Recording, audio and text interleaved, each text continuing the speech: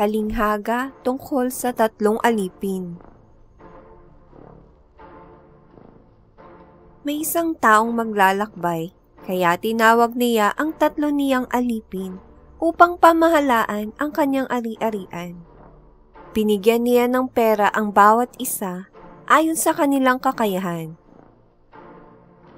Ang unang alagad ay binigyan niya ng 5,000 salaping ginto.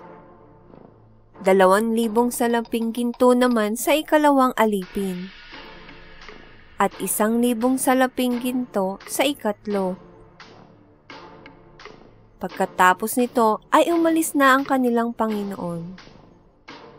Agad na kumilos ang binigyan ng 5,000 salaping ginto at ipinangalakal ang salapi. Siya ay kumita ng 5,000 salaping ginto.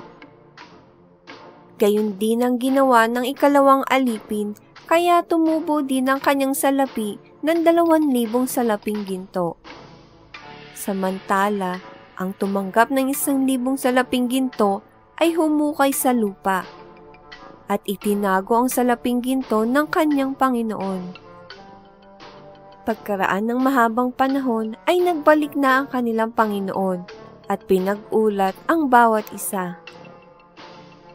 Lumapit ang unang alipin at sinabing, "Panginoon, tumubo po ng 5,000 ang salaping ipinagkatiwala ninyo sa akin."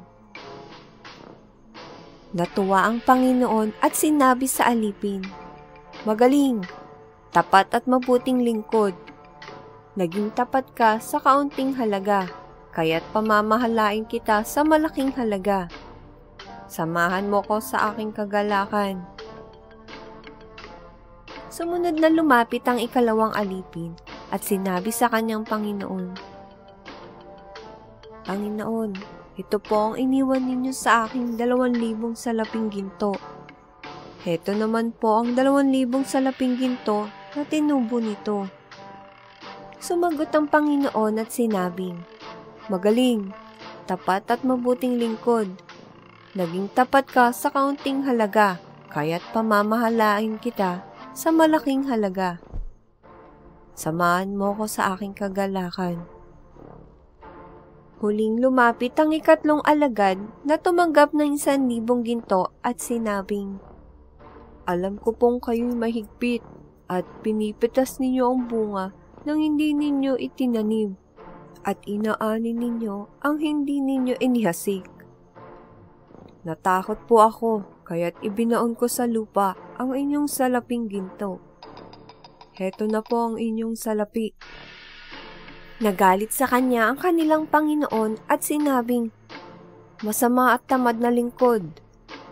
Alam mo palang pinipitas ko ang bunga nang hindi ko itinanim at inaani ko ang hindi ko inihasik.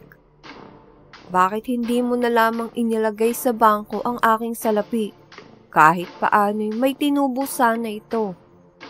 Kunin ninyo sa kanya ang 1,000 salaping ginto at ibigay sa may 10,000 salaping ginto. Sapagkat ang mayroon ay bibigyan pa at magkakaroon ng sagana. Ngunit ang wala, pati ang kakaunting nasa kanya ay kukunin pa. Itapan ninyo sa kadiliman sa labas ang walang silbing taong yan." Nooy mananangis siya at mangangalit ang kanyang mga ngipin. At yan ang kwentong parabola ng ang talinghaga tungkol sa tatlong alipin. Hanggang sa muli mga bata! Paalam!